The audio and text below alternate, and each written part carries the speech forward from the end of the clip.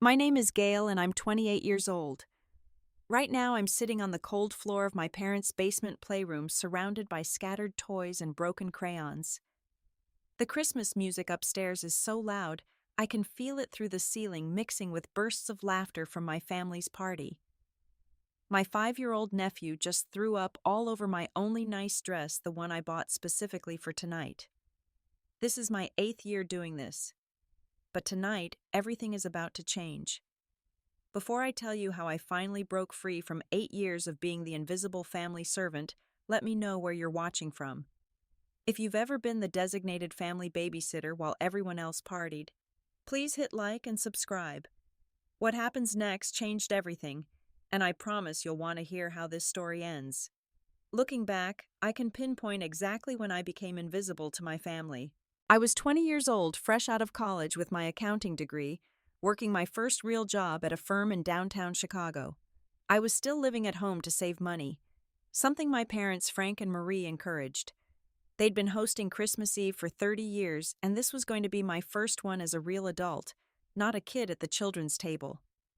The house smelled like Mom's famous honey ham and Dad's special mulled wine. I'd spent the entire morning helping Mom prepare chopping vegetables, setting out the good china, arranging the centerpiece I'd bought with my first paycheck. I felt so grown up, so ready to finally be part of the adult conversations I'd been excluded from for 2 decades. My older brother Daniel arrived first with his wife Sophia. Daniel was 31, then already established as a lawyer at a prestigious firm downtown. Their twin daughters Emma and Ella were 2 years old, dressed in matching red velvet dresses that probably cost more than my entire outfit. Daniel handed me their diaper bag without even saying hello. "Thanks, Gail," Sophia said, already heading toward the kitchen where Mom was pouring wine. They just woke up from their nap, so they might be a little cranky. Before I could respond, my sister Lauren walked in with her husband James. Lauren was 26, working as a nurse at Northwestern Memorial. Their 1-year-old son Mason was screaming his head off. "Oh, thank God you're here," Lauren said, practically throwing Mason into my arms. "He's been like this all day. His blanket is in the bag." My younger brother Kyle came next. At 24, he was still in graduate school studying for his MBA. His girlfriend Rachel was carrying their baby carrier. "Gail, you're a lifesaver," Rachel said, setting the carrier down at my feet. "Little Sophie just needs to be rocked if she fusses." Within 15 minutes, the house filled with extended family. Aunts, uncles, cousins, second cousins, family friends, who might as well be family. 15 adults in total, not counting me. And somehow, every single parent made a beeline for me with their children. Aunt Carol, my mom's sister, didn't even pretend to be subtle. "Oh, good, Gail's here. She can watch the little ones while we catch up." I actually wanted to help with the cocktails, I started to say, but Aunt Carol was already walking away, wineglass in hand. Uncle Tom, Dad's brother, appeared with his 4-year-old grandson. "Hey, kiddo, mind adding one more to the mix? Little Timothy just needs someone to play with him." Kiddo. I was 20 years old with a college degree and a real job, and he still called me kiddo. Before I knew it, I was being ushered down to the basement with 4 toddlers and 2 babies. The basement had been hastily decorated with some garland and a small plastic tree, nothing like the elegant decorations upstairs. Someone had thrown some toys in a basket and set up a pack and play in the corner. "We'll call you for dinner," Mom said, already closing the basement door. The baby started crying immediately. Sophie needed her diaper changed. The twins were fighting over a stuffed reindeer. Timothy was trying to eat a crayon. Mason had somehow gotten hold of a permanent marker. I could hear the party starting upstairs. The pop of champagne bottles. The classical music Dad always played. Bursts of sophisticated laughter. The clink of glasses during what was probably the first toast of many. I changed Sophie's diaper while bouncing Mason on my hip, trying to keep him from crying. The twins had moved from fighting to throwing toys at each other. Timothy had abandoned the crayon and was now trying to climb the entertainment center. "No, Timothy, that's dangerous," I said, rushing over with Mason still on my hip and Sophie crying in her carrier. The basement had no clock, but I could track time by the sounds upstairs. Appetizer hour based on the lighter laughter. Dinner when the music got quieter and the conversation louder. The enthusiastic reactions that meant Dad was probably doing his annual reading of The Night Before Christmas. Lauren came down once around what I guessed was 7 o'clock. "How's it going down here?" she asked, not really looking at the chaos around me. Mason reached for her, but she stepped back. "No, baby mommy's dress is dry clean only. Stay with Aunt Gail." She grabbed his special blanket from the diaper bag. "He won't sleep without this. Thanks so much, Gail. You're the best aunt ever." And then she was gone, the sound of her heels clicking up the stairs, the burst of party noise when she opened the door, then silence again. By 8 o'clock, I'd managed to create some order. The twins were coloring quietly. Timothy was building with blocks. Mason was finally calm in my lap, and Sophie had exhausted herself from crying and fallen asleep. That's when I realized I was starving. I'd been so busy helping Mom cook that I'd skipped lunch planning to enjoy the dinner spread. The honey ham I'd helped glaze, the roasted vegetables I'd seasoned, the rolls I'd shaped that morning. 9 o'clock came and went. The babies needed bottles. The toddlers were getting tired and cranky. Emma had a meltdown because Ella took her crayon. Timothy knocked over the block tower and started crying. I was trying to comfort him when Mason decided he needed a diaper change. It was almost 10 when I finally got all 6 children settled. The twins were asleep on the couch, Timothy was dozing in the armchair, Mason was in the pack and play, and Sophie was finally quiet in her carrier. My dress was stained with spit-up marker, and what I hoped was just chocolate. My feet hurt from standing and walking on the concrete basement floor. My head was pounding from the constant noise. I crept up the stairs, opening the door as quietly as possible. The party was in full swing in the living room. Everyone was playing charades, shouting out guesses, laughing hysterically at Dad's terrible acting. The dining room table had been cleared except for dessert plates, with remnants of Mom's famous chocolate trifle and Aunt Carol's sugar cookies. I found a plate in the kitchen with a piece of ham, some cold mashed potatoes, and overcooked green beans. A sticky note on top. "Save this for you, Mom." I ate standing at the counter, too tired to sit, too tired to heat it up, too tired to care that the fat had congealed on the ham. Through the doorway, I could see my family. Daniel was telling some story from work that had everyone in stitches. Lauren was showing off photos from her recent trip to Cancun. Kyle was arm wrestling with our cousin Marcus, while everyone placed bets. This was what I'd missed. The stories, the bonding, the memories being made. The traditions I'd been looking forward to being part of. Mom found me as I was washing my plate. "Oh, sweetie, there you are. How did it go?" "Fine," I said automatically. "You did wonderfully. I could hear you had everything under control. The parents really appreciated the break. It's so hard for them to relax with the little ones around." She hugged me, and I smelled her expensive perfume, noticed her dress didn't have a single stain. "Why don't you go join the game?" she suggested. But when I looked at the living room, everyone was coupled up for a new round of something that required partners. Daniel with Sophia Lauren, with James Kyle, with Rachel Mom, with Dad, aunts with uncles. Where would I fit? "I'm pretty tired," I said instead. "I think I'll head to bed." "Of course, sweetie. Thank you again for tonight. You're such a blessing." I climbed the stairs to my childhood bedroom, the sounds of the party following me. Lying in bed, I could hear them until well past midnight. The annual midnight toast I'd always watched from the stairs as a kid, now missing it entirely as an adult. The stories that would be referenced all year that I wouldn't understand because I wasn't there. The photos being taken that I wouldn't be in. I told myself it was just this once. Next year would be different. Next year I'd be part of it. I fell asleep to the sound of laughter that didn't include me not knowing I'd just established a pattern that would define the next 8 years of my life. Looking back, I should have seen the signs, the assumptions, the way they didn't even ask, just expected, the way they called me a blessing while excluding me from everything that mattered. But I was 20, and I still believed that family meant something different than what it would come to mean. I still believed that next year would be better. I still believed I had a choice. Year 2 arrived faster than I expected. I'd spent the entire year looking forward to Christmas Eve determined to make it different. I'd bought a new cocktail dress, deep burgundy, that complemented my complexion perfectly. I'd spent hours making homemade spinach and artichoke dip, Mom's favorite, planning to serve it during cocktail hour while mingling with the adults. I arrived early to help set up, wearing my dress and heels, my hair professionally styled. Dad whistled when he saw me. "Look at you all grown up," he said, and I felt a flutter of hope. The doorbell rang at 4 o'clock sharp.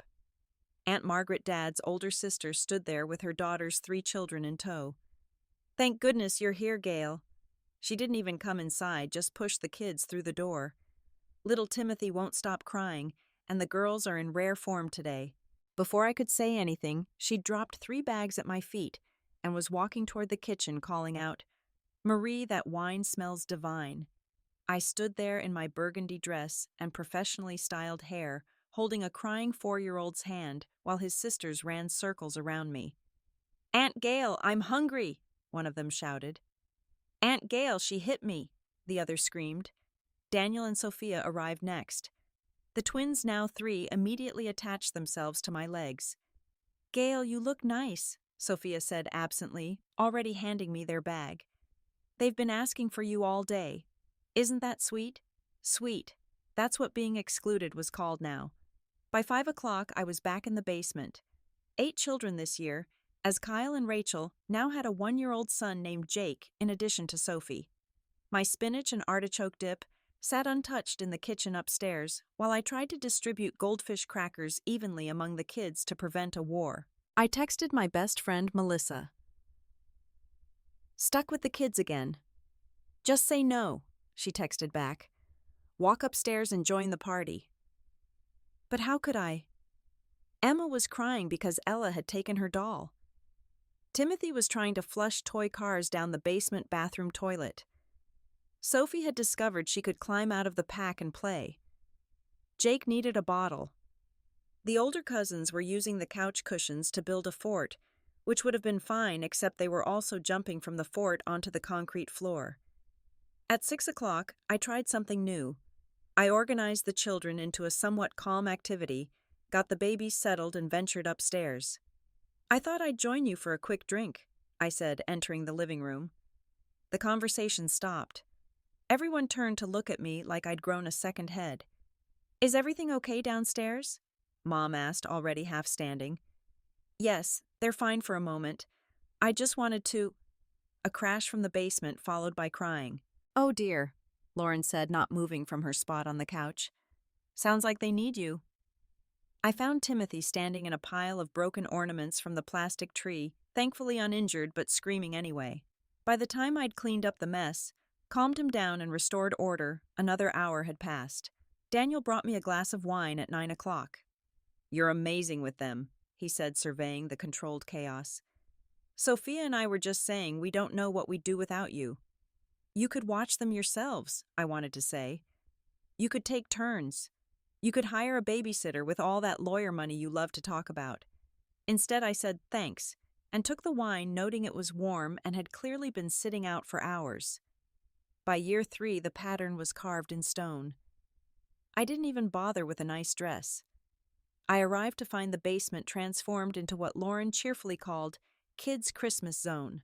She'd bought special decorations just for the space, all plastic and unbreakable. A small TV with a stack of Christmas movies, a table for crafts, even a changing station in the corner. "We thought this would make it easier for you," she said proudly. "We." They'd all discussed it, planned it, without asking me. 10 children that year. Kyle and Rachel had another baby, a daughter named Mia. Daniel and Sophia had a surprise 3rd child, a boy they named Daniel Jr. Some cousin I barely knew dropped off her toddler with a breezy, "Thanks, you're a doll." The family WhatsApp group buzzed with activity all December. Menu planning, gift exchange, organizing party games. I wasn't in the group. I found out about it when Lauren's phone buzzed while she was dropping off Mason, and I saw the group name Christmas Planning Committee. "Oh," she said, noticing me notice. "It's just for the people bringing food and stuff." I was bringing food. I'd made 3 dozen cookies and a cheese plate. Right, I said. That year I missed the family photo. They'd hired a professional photographer scheduled for 7 o'clock. No one thought to call me from the basement. I found out when Sophia posted it on Facebook with the caption, "Perfect Family Christmas, 43 likes, and dozens of comments about what a beautiful family we had." I wasn't in it. Paula, cousin Tony's new wife, offered to help that year. "I don't mind kids," she said. "Let me take a shift so you can enjoy dinner." "No need," Mom said quickly. "Gail loves doing it. It's her special thing with the children. Right, Gail?" Everyone looked at me expectantly. What was I supposed to say? That I hated it, that I felt like an unpaid servant, that I'd rather be literally anywhere else. "Right," I said. Paula looked confused but didn't push it. Later I heard her asking Tony why I didn't eat with everyone else. "That's just how it is," he said. "Gail's always done the kids. Always." 3 years had become always. Year 4 was when Marcus entered the picture. My boyfriend of 6 months, a software engineer with kind eyes and a great laugh. I was so excited to introduce him to my extended family properly. I told him about everyone, built them up, made them sound like the close-knit, loving family I still somehow believed we were. "I can't wait to meet them," he'd said. "Anyone who raised you must be pretty special." We arrived together, his hand in mine. I wore a new dress, silver this time, with jewelry he'd given me for my birthday. I felt confident, loved, ready to show my family that I was more than just the babysitter. The introductions lasted exactly 5 minutes before Aunt Carol was pulling Marcus away. "You must join the men for poker," she insisted. "It's tradition for the menfolk." Menfolk? Like we lived in the 1800s. "I'll help Gail with the kids," Marcus offered, but Uncle Tom was already steering him toward the den. "Nonsense. That's women's work. Come on, I'll teach you our house rules." And just like that, I was alone again this time, watching my boyfriend disappear into the world I was excluded from. 11 children that year. The basement was reaching capacity. The older kids were getting harder to manage. 8-year-old Timothy had decided he didn't have to listen to me. "You're not the boss of us," he announced. "You're not even a real grown-up. Real grown-ups are upstairs." That stung more than I wanted to admit. Marcus found me at 10 o'clock after the poker game ended. I was sitting on the floor, exhausted, surrounded by sleeping children and scattered toys. "Why didn't you tell me?" he asked quietly. "Tell you what?" "That you're the designated babysitter. That this is what you do every year." "It's not—" I started, then stopped. "It's complicated." "No, it's not," he said. "It's actually pretty simple. They're taking advantage of you." We fought about it on the drive home. He couldn't understand why I didn't stand up for myself. I couldn't explain the weight of family obligation, the guilt, the way Mom looked at me with such gratitude, even as she excluded me from everything that mattered. We lasted another 2 months before he ended it. "I can't be with someone who doesn't value herself," he said. "And I can't watch your family treat you like that." I wanted to argue to tell him he was wrong, but part of me knew he wasn't. That was the year I first admitted to myself that something was deeply unfair about this arrangement. But admitting it and doing something about it were two very different things. Year 5 started with such hope. I decided to try a different strategy entirely. If I arrived late, surely they'd have to figure something else out. The party started at 4. I'd arrive at 6. 2 hours of forced independence. I sat in my car outside until 6:15 just to be sure. I could see through the windows that the party was in full swing. Maybe they'd distributed the children among the adults. Maybe they'd realized how unfair it had been. Maybe this would be the reset I needed. I walked in to find absolute chaos. The children were everywhere. Timothy was standing on the coffee table. The twins were playing tug-of-war with Mom's antique tablecloth place settings and all. Babies were crying in various corners of the room. Daniel Jr. had somehow gotten into the desserts and had chocolate covering his entire face in both hands. "Finally," Lauren practically screamed when she saw me. "Where have you been?" "I told Mom I'd be late. I had a work thing." I lied. A work thing, on Christmas Eve. Sophia's voice was shrill. The kids have been asking for you for 2 hours. They'd waited for me. They'd literally kept 13 children running wild through the party rather than watch them themselves. Some of us have responsibilities, Gail, Daniel said coldly. We can't just show up whenever we feel like it. The irony of him talking about responsibilities while refusing to watch his own children was lost on everyone but me. Mom pulled me aside, tears in her eyes. Gail, honey, this was really inconsiderate.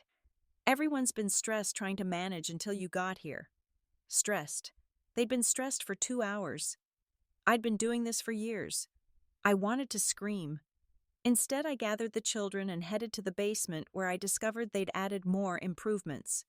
A full mini kitchen so I wouldn't need to come upstairs for bottles or snacks.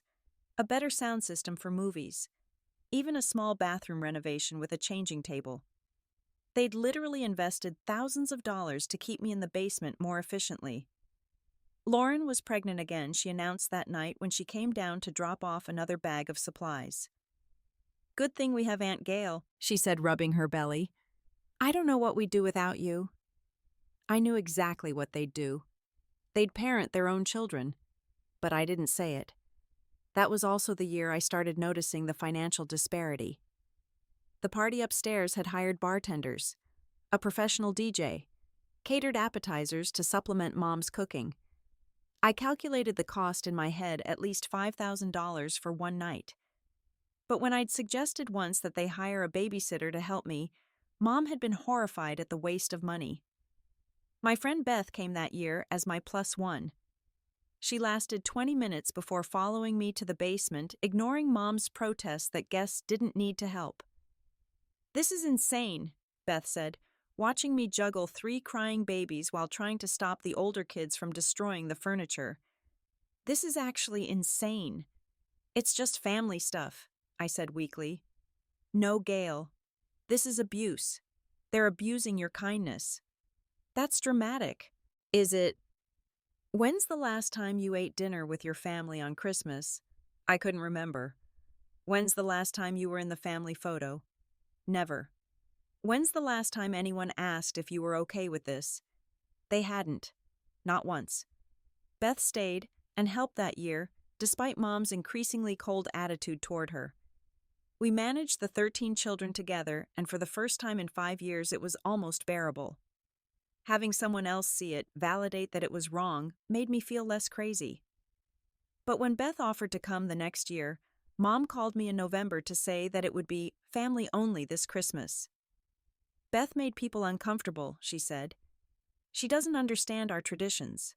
Year 6 brought what should have been my breaking point. I'd gotten a massive promotion at work, something I'd worked toward for years. Senior accountant, managing my own team, a salary that finally made my student loans feel manageable. I walked into Christmas Eve bursting with pride, ready to share my news. I'd even brought champagne to celebrate. Everyone, I have an announcement, I said during the brief moment when I was upstairs. But Emma was tugging on my dress, crying about a broken toy. Mason was having a meltdown about his shoes. The twins were fighting again. Later, honey, Mom said, already pushing me toward the basement door. Daniel's about to tell everyone about his partnership track. Partnership track. My brother, already successful, getting more successful. That warranted stopping everything for a toast. My promotion, the thing I'd worked so hard for, could wait until later. Later never came. I found out from Facebook that Kyle had gotten engaged that night.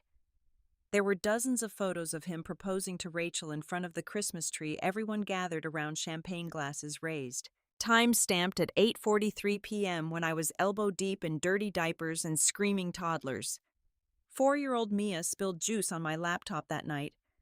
My work laptop with the presentation I'd been preparing for after the holidays. The presentation that would kick off my first project as senior accountant. Accidents happen, Lauren said when I told her. You shouldn't have brought work to Christmas anyway. I hadn't brought it to work. I'd brought it because I thought I might get a few minutes to myself, might be able to show my family what I was working on, might be able to share this piece of my life with them. The repair cost me $800. The lost files cost me weeks of extra work. The lost opportunity to impress my new team in our first meeting cost me credibility I had to spend months rebuilding. But what really broke me that year was Amanda. Cousin Amanda, 2 years younger than me, single, no kids. She arrived late around 8 o'clock, dressed to the nines and perfectly composed. "Sorry I'm late," she called out cheerfully. Traffic was murder. She was welcomed with open arms, given a plate of hot food, handed a cocktail, invited to join the poker game even though it was supposedly for men only. Not once did anyone ask her to check on the children. Not once did anyone suggest she help me. Not once did anyone even mention the basement full of kids that I was managing alone. I realized then that it wasn't about being single. It wasn't about being childless. It wasn't even about being the youngest adult. It was about being me. Specifically me. Gail, the dependable one. Gail, the one who never says no. Gail, the family doormat. I tried one more time that year. During a brief moment of quiet when the older kids were watching a movie and the babies were miraculously all asleep, I went upstairs. "Could someone take a shift?" I asked the room at large. "Just for an hour so I can eat dinner." The silence was deafening. "Oh, honey," Mom said finally, "but you're so good with them. They'd be confused if someone else came down." "They're children, not dogs," I said. "I think they can handle seeing their actual parents for an hour." "No need to be snippy," Daniel said coldly. "We're all grateful for what you do." Grateful. They kept using that word. But gratitude without action is just manipulation. I went back to the basement and cried for the first time.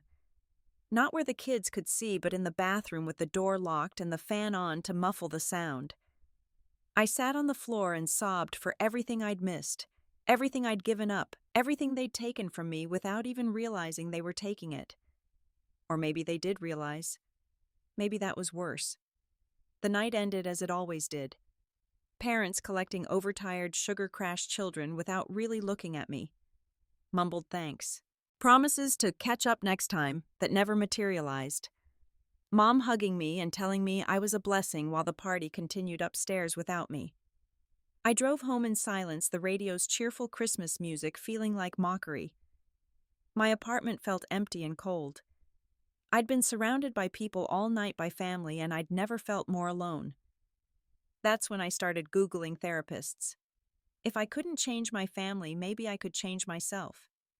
Maybe I could learn to say no. Maybe I could find the strength to break this pattern. But first, I had one more year to survive. Year 7, when everything would finally start to crack. Year 7 brought changes I'd been desperate to share with my family. I'd bought my first condo, a beautiful 2-bedroom in Lincoln Park, that I'd saved for years to afford. I'd gotten another promotion this time to senior accounting manager. And most importantly, I'd met Aaron. Aaron was everything Marcus hadn't been. Where Marcus had pushed me to confront my family immediately, Aaron understood the complexity of family dynamics. He was patient, kind, and had his own complicated family history. We'd been together 6 months, and I was finally ready to use the L word. I practiced my announcements during the drive to my parents' house. I'd tell them about the condo first, maybe show photos, then casually mention Aaron build up to the fact that he was coming tonight. I imagined their excitement, their joy that I'd found someone special. The fantasy lasted exactly 30 seconds after I walked through the door. Baby Emma, my newest niece, was thrust into my arms before I'd even taken off my coat. She was screaming, red-faced, clearly overtired. "Perfect timing," Patricia said. "She won't stop crying and I need a drink." "Actually, I have some news," I started. "Later, honey," she said, already walking away. "She needs a diaper change." Aaron arrived 20 minutes later while I was trying to manage what had become 15 children. Yes, 15. The family kept expanding and somehow every single child ended up being my responsibility. "You must be Aaron," Mom said warmly when she answered the door. "Gail's told us nothing about you, because I'd never had the chance." "Let me get you a drink," Dad said, already steering Aaron toward the den. "The men are just starting poker." "Actually, I'd like to help Gail," Aaron said, resisting the pull. Nonsense, Uncle Tom boomed. That's women's work. Come on, son. Let me teach you to play cards properly. And just like that, Aaron disappeared into the world I wasn't part of, despite his attempts to stay with me. The basement was worse than ever. 2 of the kids had the flu, which their parents had conveniently forgotten to mention. Within an hour, 3 more were showing symptoms. I was managing vomit, diarrhea, and fever-induced meltdowns while trying to keep the healthy kids from getting infected. Maybe we should take the sick ones home, I suggested to Lauren when she came down to grab Mason's special cup. Don't be dramatic, she said. Kids get sick. It's probably just excitement. Excitement doesn't usually involve a 102-degree fever, but what did I know? I was just the unpaid nurse in addition to being the unpaid babysitter. Aaron found me at 9 o'clock, his face a mix of concern and anger. 3 of those kids are really sick, he said. Why aren't their parents taking them home? Because then they'd have to leave the party. That's insane. That's family. He helped me for the next 2 hours despite repeated attempts by my father and uncles to drag him back to poker. We tag-teamed the sick kids, keeping them comfortable and isolated while managing the healthy ones.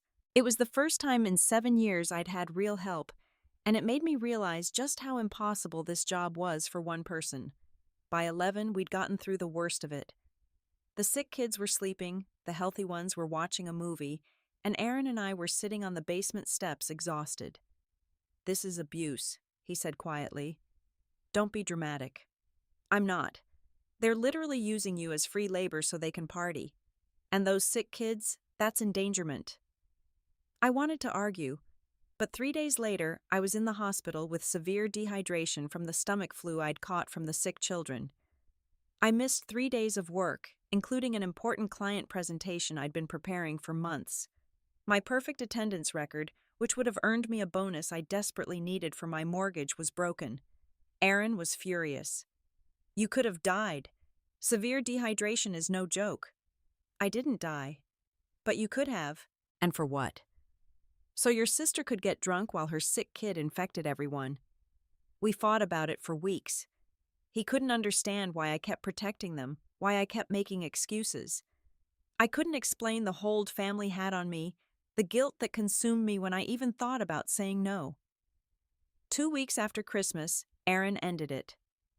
I can't watch you destroy yourself for people who don't even see you, he said. You deserve better, but until you believe that we can't be together. Losing Aaron broke something in me. Marcus had left because he was frustrated. Aaron left because he cared too much to watch me suffer. That distinction mattered. I started therapy the next week with Dr. Martinez, a soft-spoken woman who specialized in family dynamics and codependency. Tell me about your role in your family, she said in our first session.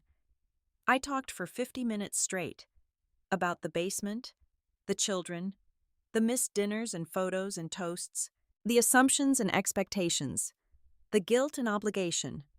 And what do you get from this arrangement? She asked. I opened my mouth to answer and realized I had nothing to say. What did I get? Exhaustion, resentment, a reputation as reliable Gail who never says no. They say they're grateful, I offered weakly. Gratitude without reciprocity is manipulation, she said, and something clicked into place. We spent months working through it. My need to be needed, my fear of confrontation, the way I'd been trained from childhood to put everyone else's needs first. The patriarchal dynamics that designated me as the default caregiver simply because I was an unmarried woman. What would happen if you just didn't do it? Dr. Martinez asked one day. The anxiety that question triggered was physical. My chest tightened, my palms sweated, my heart raced. They'd be angry, and then they'd figure it out, I guess. Exactly. They're capable adults. They'd figure it out. By November, I thought I was ready. I called Mom to suggest hiring help for Christmas. Oh, Gail, don't be silly, she laughed. Why waste money when you enjoy doing it? I don't enjoy it, Mom. Silence. Of course you do.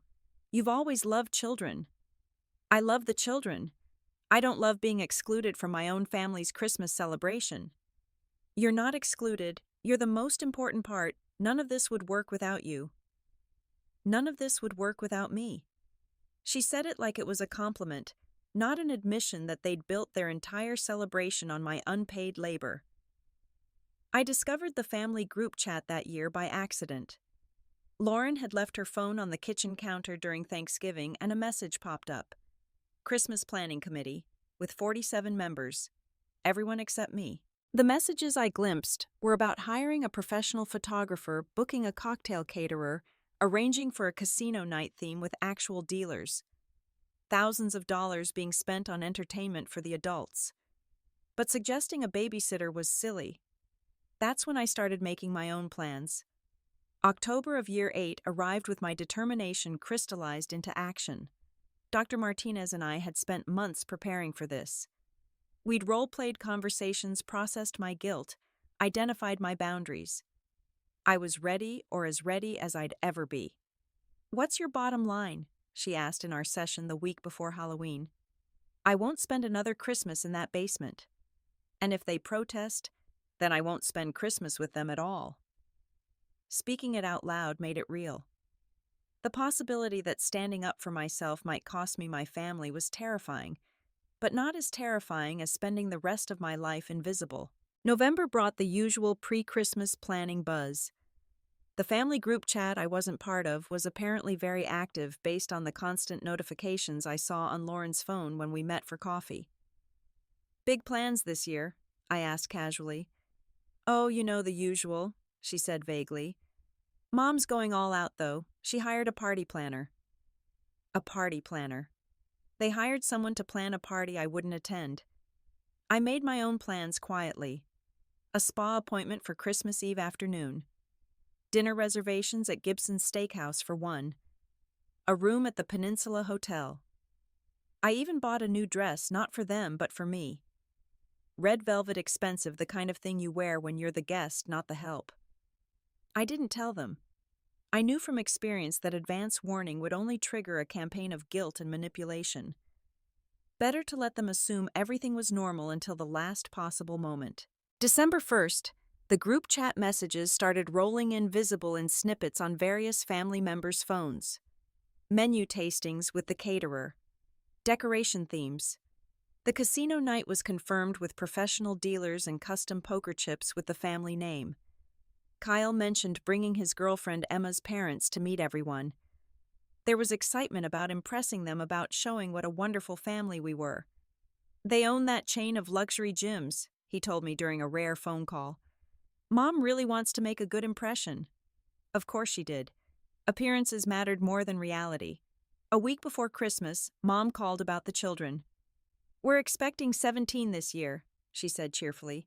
"Can you believe it? 17 little angels." 17. The number hit me like a physical blow. "That's a lot of kids, Mom." "Oh, you'll manage. You always do. Oh, and Patricia's youngest has a dairy allergy now, so maybe prepare some special snacks." She hung up before I could respond, which was probably for the best. My response wouldn't have been polite. Christmas Eve morning, my phone started buzzing at 8 a.m. "When are you coming?" from Lauren. "Don't forget the craft supplies" from Sophia. "Mom wants to know if you can arrive early to help set up the kids' area" came from Daniel. I didn't respond to any of them. I was at the spa getting a massage, my phone on silent, except for the satisfying buzz of their increasing panic. By noon, the messages were more urgent. "Where are you?" from Mom. "The kids are asking for Aunt Gail" from Patricia. "This isn't funny" from Daniel. At 2 o'clock, I finally responded to the group text. "Running late. Start without me." The explosion was immediate. "How late?" "We need you here. The children are out of control. This is unacceptable." I arrived at 4 o'clock, dressed in my red velvet dress, hair, professionally styled, makeup perfect. The house was in chaos. I could hear children screaming from the driveway. Through the window, I could see adults frantically trying to manage kids while also entertaining Emma's parents, who looked deeply uncomfortable. I walked into a scene from a nightmare. Daniel was holding a screaming toddler while trying to have a conversation with Emma's father. Lauren was on her hands and knees trying to clean up what looked like an entire bowl of punch that had been spilled on Mom's Persian rug. Patricia was chasing twins who were using tinsel as weapons. "Where the hell have you been?" Daniel hissed when he saw me. "I had appointments," I said calmly. "Appointments on Christmas Eve. We have 17 children here." "Yes, your children. And Lauren's children. And Patricia's children. And Kyle's children. Not my children." Mom appeared, her usually perfect hair disheveled, her Christmas sweater stained with something that looked like chocolate. "Gail, thank God. Please just take them downstairs. Emma's parents are here and this is a disaster." "No." The word hung in the air like a bomb. "Excuse me." "No, Mom. I'm not taking them downstairs. I'm not spending another Christmas in the basement. I'm done." "You can't be done. Look at this chaos." "Yes, look at it. This is what you've saved yourself from for 8 years by dumping it all on me. This chaos, this is parenthood. This is what you all signed up for when you had children." Lauren appeared, Mason on her hip, tears in her eyes. "Gail, please. Just this once." "Just this once. This is year 8, Lauren. 8 years of just this once." I pulled out my phone, opened the folder I'd created. Screenshots of every family photo I wasn't in. Every group chat I wasn't part of. Every Facebook post about our perfect family Christmas that didn't include me. The receipts for thousands of dollars spent on adult entertainment while refusing to hire a single babysitter. 8 years of this, I said, showing them the evidence. 8 years of being excluded from my own family while providing free labor worth approximately $5,000 per year. $40,000 of unpaid childcare so you could pretend your children don't exist for one night. "You volunteered," Daniel protested. When did I volunteer? Show me one text, one email, one conversation where I said I wanted to spend every Christmas in the basement. Silence. "We thought you enjoyed it," Patricia said weakly. "You thought it was convenient. There's a difference." Emma's parents were watching from the doorway, their expressions a mix of shock and secondhand embarrassment. Emma herself stood next to Kyle, her mouth slightly open. "This is manipulation," Mom said, tears starting to fall. "You're trying to ruin Christmas."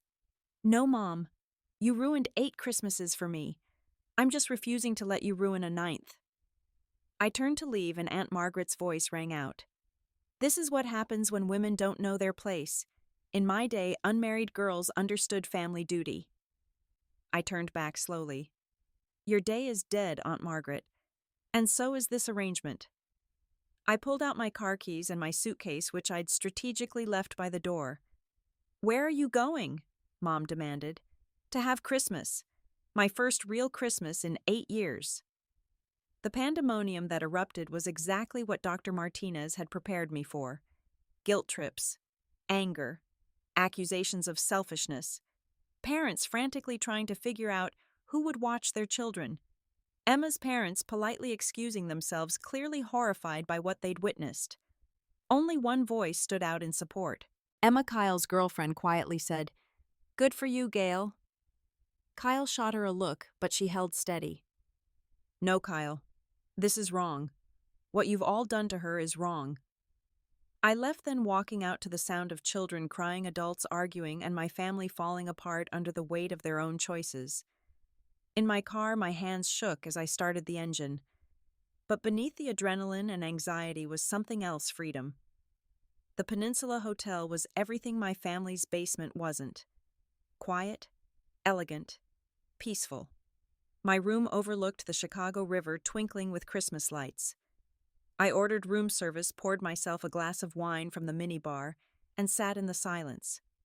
My phone was exploding with messages, but I'd temporarily blocked my family's numbers. The only notifications I allowed were from my friends and, surprisingly, from Emma. "You did the right thing," she texted. "Kyle is mad, but I'm proud of you." I took a long hot bath with the expensive bath salts the hotel provided. No one knocked on the door. No one needed a diaper change. No one was crying except me, and these were tears of relief, not despair. At 8 o'clock, I went down to Gibson's for my dinner reservation. The hostess smiled warmly and led me to a perfect table by the window. I ordered the filet mignon, medium rare with lobster tail. I had a martini, then wine with dinner, then dessert, because why not? No one was waiting for me. No schedule to keep but my own. Celebrating alone, the waiter asked kindly. Celebrating freedom, I replied, and meant it. Halfway through dinner, I unblocked my phone temporarily to assess the damage. 137 messages. 42 missed calls. I skimmed through them, watching the progression from anger to panic to desperation. Daniel. This is completely unacceptable. Then, you've ruined Christmas for the children. Then, please come back. Finally, we can't manage this. Lauren, how could you do this? Then Mason won't stop crying for you. Then, I haven't sat down in 4 hours. Finally, I'm sorry. Please come back. Mom, you're breaking my heart. Then, your father is furious.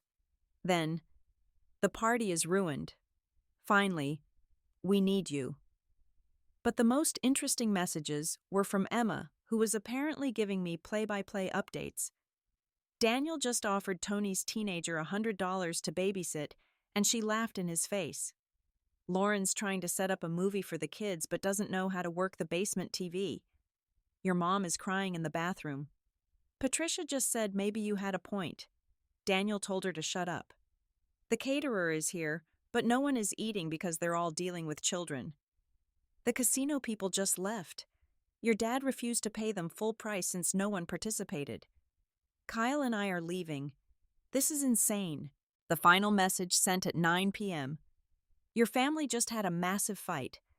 Daniel and Patricia aren't speaking. Your parents are blaming each other. Lauren left early. Christmas is officially canceled. You did the right thing. I should have felt guilty. Some part of me, the part that had been trained for 28 years to put everyone else first, wanted to rush back and fix it. But Dr. Martinez had prepared me for this too. Their emergency is not your responsibility, she'd said. They created this situation. Let them solve it. So I finished my dinner, had a nightcap at the hotel bar, and went to bed in a king-sized bed with luxurious sheets that no one had vomited on. Christmas morning, I woke naturally at 9 a.m., instead of being jolted awake by crying children at 6. I ordered breakfast in bed, watching snow fall over Chicago while eating Eggs Benedict and reading a book I'd been trying to finish for months. My phone was quieter now. The family had apparently exhausted themselves with their anger. But there were other messages from extended family and friends who'd heard what happened. Cousin Amanda. Heard you finally stood up to them. Good for you. I've been watching them take advantage of you for years. Beth.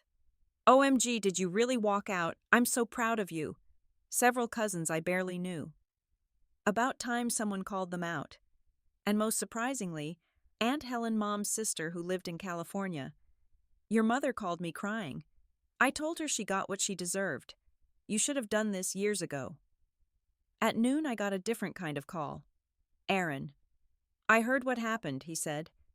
Kyle posted something vague on Facebook and mutual friends put it together. And I'm proud of you. I know how hard that must have been. We talked for an hour.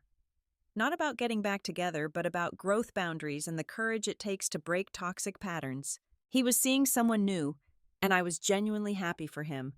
I was becoming someone new too. The immediate aftermath was exactly as ugly as Dr. Martinez had predicted. I stayed in the hotel through New Year's, returning to my condo only after confirming no family members were lurking. The messages evolved from anger to bargaining to a strange kind of silence. Then 3 days after Christmas, Kyle called. Can we talk? He asked, without judgment or fighting. We met at a neutral coffee shop. He looked exhausted. Christmas was a disaster, he said, but not for the reasons Mom thinks. Oh. Emma's parents were horrified.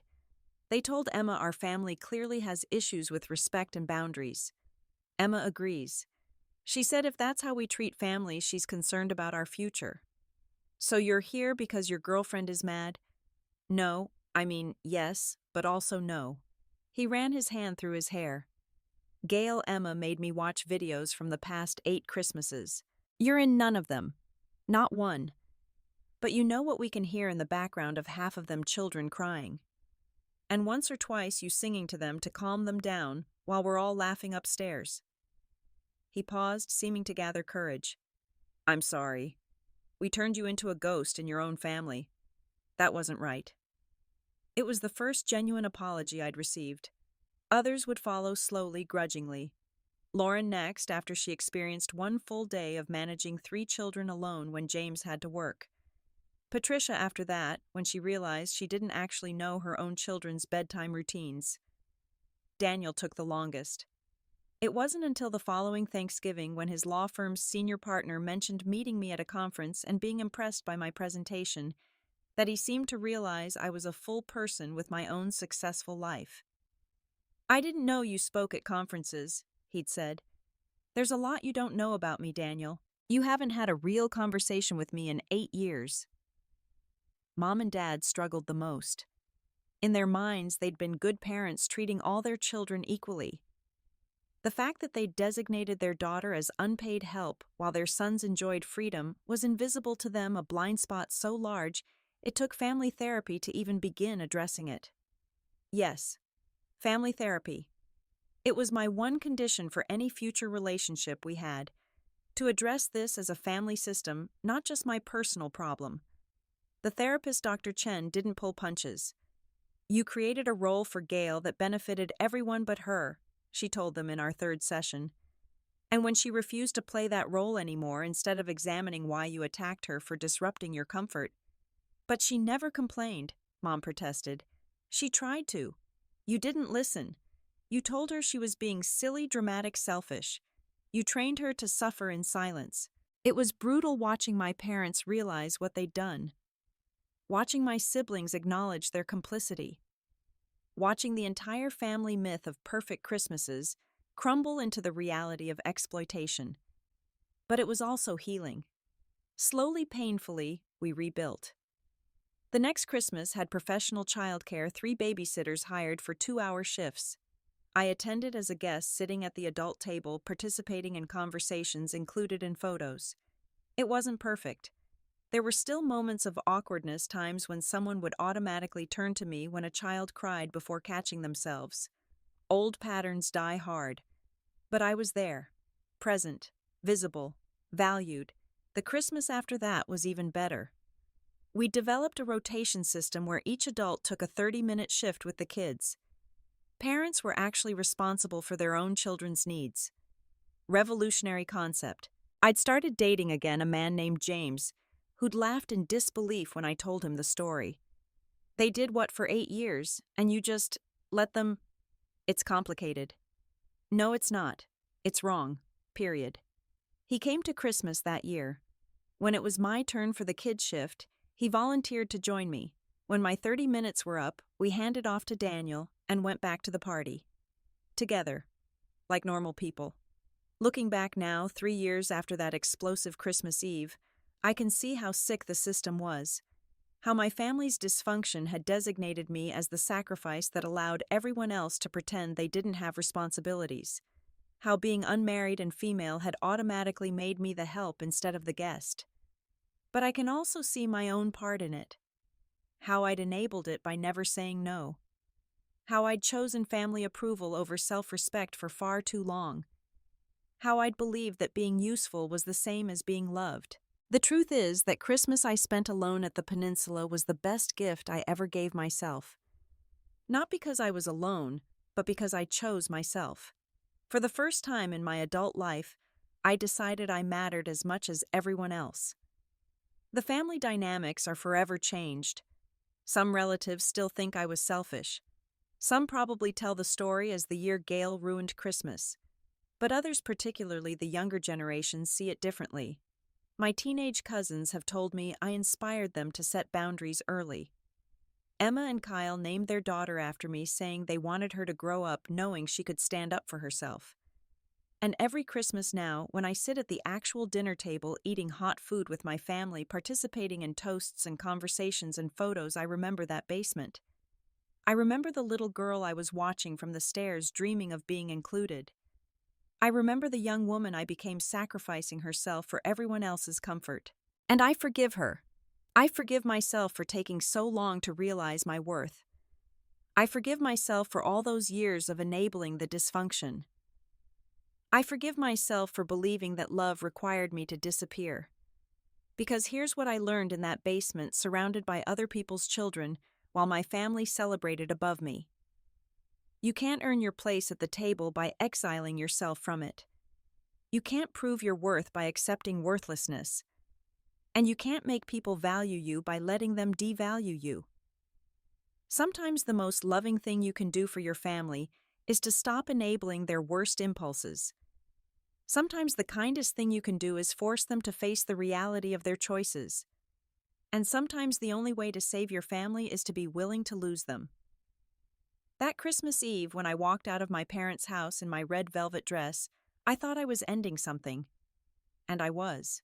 I was ending 8 years of invisibility, 8 years of exploitation, 8 years of being less than. But I was also beginning something. A life where I matter. A family dynamic based on equality instead of exploitation. A future where my worth isn't determined by my usefulness to others. Every Christmas now, someone makes a joke about the year Aunt Gail went on strike. They laugh, but there's a nervousness to it, an awareness that the old way is gone forever. Good. It should be. Because that basement, those 17 children, that expectation that one person should sacrifice so everyone else can celebrate, that wasn't tradition. That was tyranny dressed up in Christmas lights. And I'm never going back. The lesson from all of this is deeper than just my story. It's about every oldest daughter who becomes the default caregiver. Every unmarried woman who gets designated as available for service. Every family member who gets assigned a role they never auditioned for and can't figure out how to quit. If you're watching this from your own basement, literal or metaphorical, here's what I want you to know. Your family's comfort is not more important than your dignity. Their convenience is not worth your invisibility. And their approval, if it requires you to disappear, isn't worth having. It took me 8 years to learn that setting boundaries isn't selfish, it's self-preservation. That saying no isn't cruel, it's necessary. That demanding equality isn't dramatic, it's reasonable. The fear of confrontation kept me in that basement for nearly a decade. The fear of being seen as selfish, difficult, not a team player. But here's the secret: the people who benefit from your exploitation will always see your liberation as selfishness. That doesn't make it true. My family learned to function without exploiting me. It was messy and uncomfortable and required them to actually parent their own children, but they figured it out. Because that's what humans do when they can't rely on someone else to handle their responsibilities, they handle them themselves. If you're the designated family servant, the automatic babysitter, the one who always says yes, because the guilt of saying no feels unbearable, let me tell you what my therapist told me. Their emergency is not your responsibility. Their failure to plan is not your crisis to solve. Their children are not your obligation. You deserve a seat at the table, not exile in the basement. You deserve to be a guest at family gatherings, not unpaid staff. You deserve to have your accomplishments celebrated, your presence valued, your time respected. It might cost you some relationships. Some family members might never forgive you for refusing to be their doormat anymore. That's okay. The people who only value you for what you do for them don't actually value you at all. But it might also transform your relationships. It might force your family to see you as a whole person instead of a service provider. It might lead to genuine equality and respect. It might save relationships that were dying under the weight of resentment and exploitation. Either way, you'll save yourself.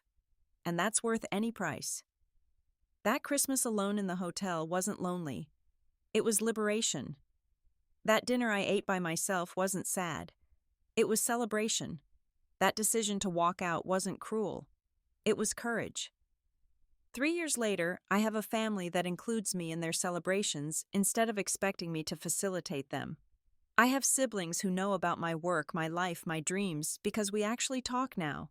I have parents who had to confront their own biases and are better for it. But most importantly, I have myself. The self I almost lost in that basement managing other people's children while my life passed by upstairs. The self that deserved better and finally demanded it. If you're spending this Christmas in your own version of that basement, know that it doesn't have to be permanent. Know that you can change the pattern even if it's been going on for years. Know that your worth isn't measured by your usefulness, but by your inherent value as a person who deserves respect and equality. The hardest step isn't walking out the door. It's believing you have the right to. Once you believe that really believe it, the rest becomes possible. Not easy, but possible. And on the other side of that possibility is a life where you matter as much as everyone else, where your presence is celebrated, not exploited, where your family, not staff. That life is waiting for you. All you have to do is choose it. So I want to leave you with a question this holiday season. What basement are you sitting in while life happens somewhere else? What role have you accepted that's keeping you from the table where you belong? And more importantly, what would happen if you simply stood up and walked upstairs? The answer might surprise you. It surprised me. But 3 years later, sitting at the actual table with my family included in every toast and photo and moment, I can tell you this: whatever you lose by demanding respect is nothing compared to what you gain by receiving it. You deserve better, and it's never too late to claim it. If this story resonated with you, if you saw yourself in that basement or recognized your own family dynamics, please share this with someone who might need to hear it. Comment below with your own experiences of breaking free from unfair family roles. Like this video if you believe everyone deserves a seat at the table, not exile in the basement. And subscribe for more stories about finding the courage to change patterns that no longer serve us. Thank you for listening to my story. This Christmas, I hope you're exactly where you want to be valued for who you are, not what you do for others. And if you're not there yet, I hope this gives you the courage to start that journey. Remember, your worth is not negotiable. Your dignity is not optional. And your place at the table is waiting for you to claim it. Happy holidays, and may this be the year you finally choose yourself.